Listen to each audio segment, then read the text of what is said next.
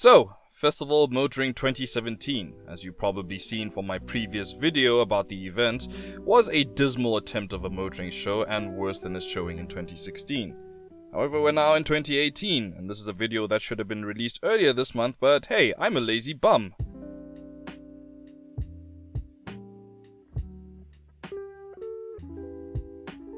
And let me take this chance to make something very clear also. Now, I did not get media access to this event. I'm a regular dude. I'm not big enough to get a media card yet, so it's actually kind of a blessing because I'll give you the honest experience as opposed to a prettied up one just for media. So, you know, walk with the people and experience it with the people sort of thing. But anyways, let's get down to business.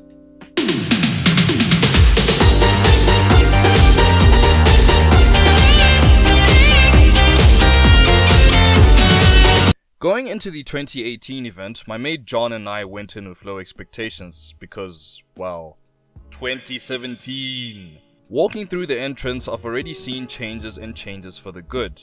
And I'll tell you this in a nutshell. Festival of Motoring 2018 was good, well worth the money, but hey, this video is not over yet, we have to get into critique. So the day we picked was Saturday, and naturally it was going to be the busiest day hands down. And looking at the social media and reactions preceding the event, we weren't wrong, and oh no, we were not wrong. So numbers pretty much poses to be an issue for the Festival of Motoring in general, but management of numbers is pretty much key.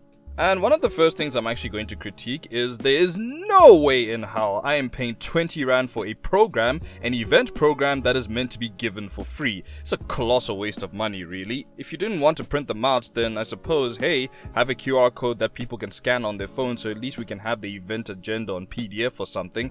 It's pretty much problem solved. I mean, I'm not gonna pay 20 bucks for bloody pamphlet, I'll tell you that much. And one positive I do have to give is to thank the organizers for Festival of Motoring 2018 because the management of numbers this year around was so much better than 2016 and 2017 combined. Evidence of this lies in how they did the track time for the event. In 2017, your self-drives and your ride-alongs were all on the main track, and this made lines stupendously long, with less cars on track and even more confusion as to what's exactly happening, especially with the set times, and of course, you didn't actually get an announcer who was actually announcing what's happening during the day. Unlike 2018, you actually had an announcer and you had TVs all around telling people like, hey, this is going to be happening now, this is what's happening at this spot, that spot. So you could have the agenda, that 20 Rand one, which I still think is a colossal waste of money, in your hands just to make things a little bit easier. But at least even if you didn't get the pamphlets, then you know what, you still had the TVs to go by, and it wasn't that difficult to follow, really. And in the 2018 edition, ride-alongs were left strictly to the main circuit, while self-drives were performed on the go-kart handling track. This was a big change, and it was such a good change indeed. So it was 2 laps on the go-kart track, testing out some cars available of your choice, and things went definitely quicker this time, and honestly for me and John, this was our primary focus going into the Festival of Motoring 2018. I mean, look, ride-alongs are fun, but nothing beats driving yourself around the track jealous down. You had Mercedes, BMW, Opel, Suzuki, Bayer, Haval, and even Renault showing off their new RS models. I mean, sure, the lines for those typically popular manufacturers were going to be long, but the seat time was good nonetheless. And the best cars of the day for me, hands down, were the Suzuki Swift and Opel Adam. Now go on, big up yourselves guys, you deserve it. Very good cars indeed. On the list of other things that we managed to drive, the new Benz A-Class surprised me with all its tech, and it was a nice drive really. But man, the car that really stood out for me was the Opel Adam. I mean, it really was a great introduction into the Opel brand, and it was a hoot to drive along with the Swift.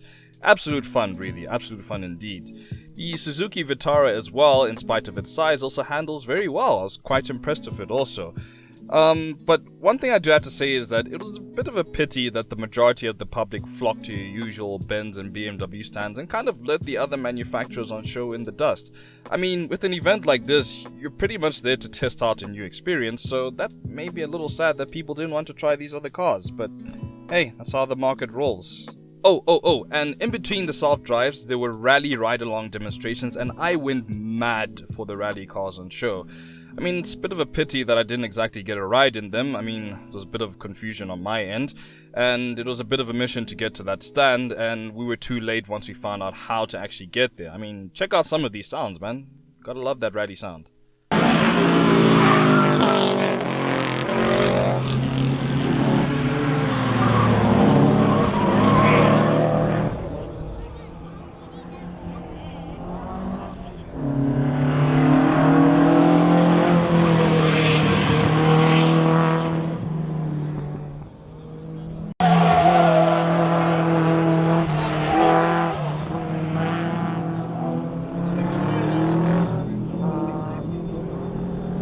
So let's get on to the topic of ride-alongs, and I'm not really going to bother too much with the ride-along stands on the main track because, well, John and I actually did attempt to get in line at one of the stands, and it was the Opel one. I remember we wanted to jump into an Opel course of sport. It was a futile, is it futile or futile? I don't know, between the two. Futile attempt because lines, and more lines to contend with. There were these 150 people waiting in line just to get into the car. I mean, the stands look pretty much clear, but then you put your names down on a list, essentially. I mean, not all 150 people are going to rock up, but the thing is, it kind of seemed like, you know what, there's no point in actually doing this because are we actually going to get a drive in or something? I mean, it wasn't like the cars were driving around all the time on the track. I mean, they took breaks. Sometimes they did a little race with production race cars and all that jazz, and it kind of just, you know, broke away from the usual ride-alongs, give the cars a bit of a rest, also, you know, go do refuels and all that jazz. And yeah, on that topic, there were plenty of cars on track with the pro driver, so things kind of did tend to move a bit quickly, but not quick enough.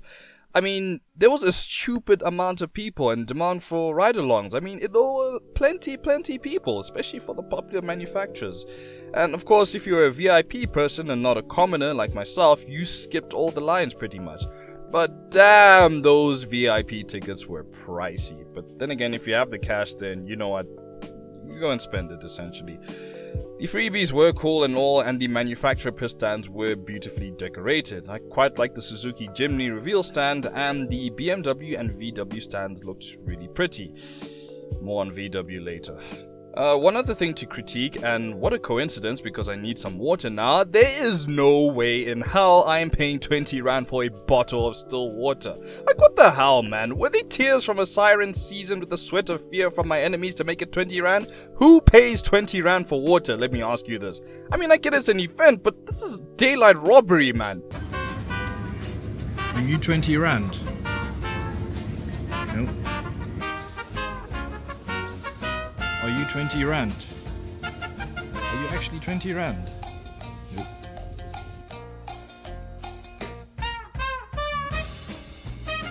Now, the VIP stands, of course, had water as standard with fancy food to justify the cost of your ticket.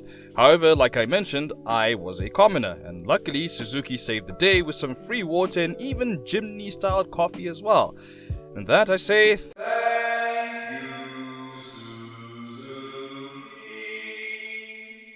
Yeah, no, thanks, Suzuki. Thank you. General food wasn't exactly pricey though, surprisingly enough, and it was perfectly fine, I'd say. I mean, a little bit salty with some foods, but, you know, it wasn't too terrible actually. It was good stuff.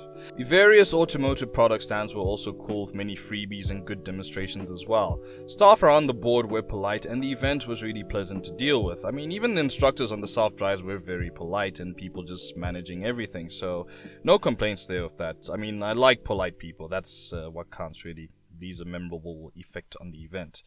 And so yeah, it's a pretty positive response from John and I for Festival of Motoring 2018. It really was a lot better this year. But I'm really going to get into the meat of this critique now and what really sucked for me, I would say.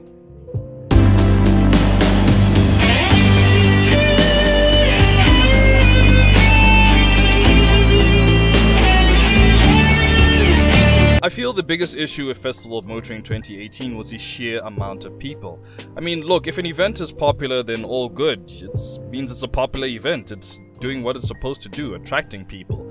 And yeah, the numbers were managed way better compared to previous years, as I've mentioned earlier in this video, especially with the track separation this time. I mean, I even mentioned the TV announcements before, which were a big help. I mean, they were even interviewing people on the spot on how things are going and maybe how they can probably switch up things on the day, which is good. It's just, there were just too many people on the day, and especially late in the day when people started coming more and more in droves into the events, it just caused lines, and more lines, even on the self-drive tracks, especially for the popular manufacturers.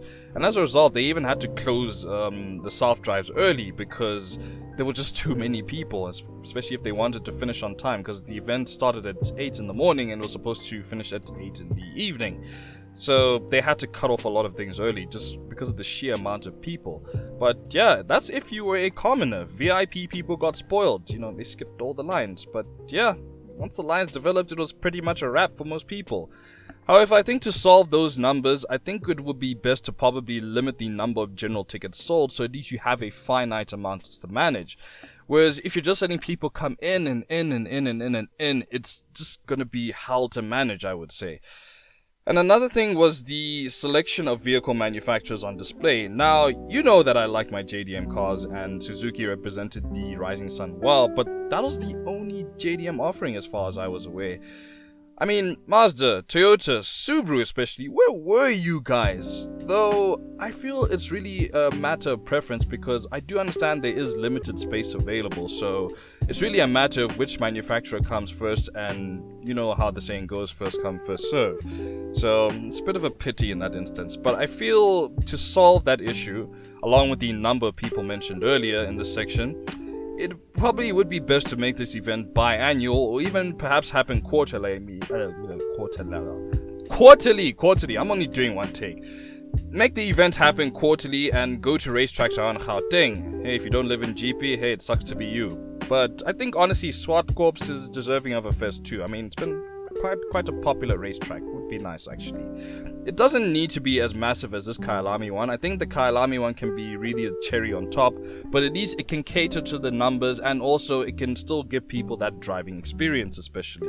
And lastly, the stands do push a lot of the lifestyle of the particular brands and vehicles, but I feel the focus needs to be more about the motoring aspect. I mean, like VW stand where Wait, hold on, hold up, put the phone on hold.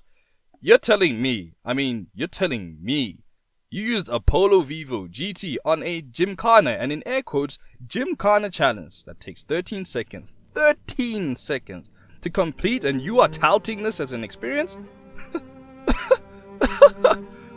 You're joking, right? You're actually joking. The Polo Vivo GT, an entry-level sports car which in my humble opinion needs to be out there for proper driving etc, not available for test drive at the dealerships, and trust me, I know, is being used in Gear 1 in a 13-second parking lot KFC parking challenge. If this is not such a waste of damn potential, you couldn't even hit boost while doing the challenge, which isn't a problem because people are just going to stance as corners bum anyways and won't really see any real sense of speed until they see a speed hump. There was a handling track to take this car out on, but you used it on a damn KFC parking challenge and wasted its potential when you guys could have used a normal Polo Vivo. Why did you guys waste this car on such a thing? Why?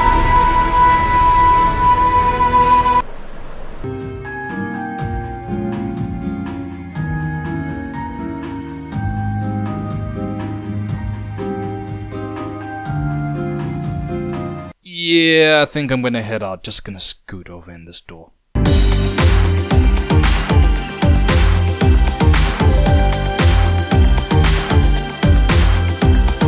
coming from a far away.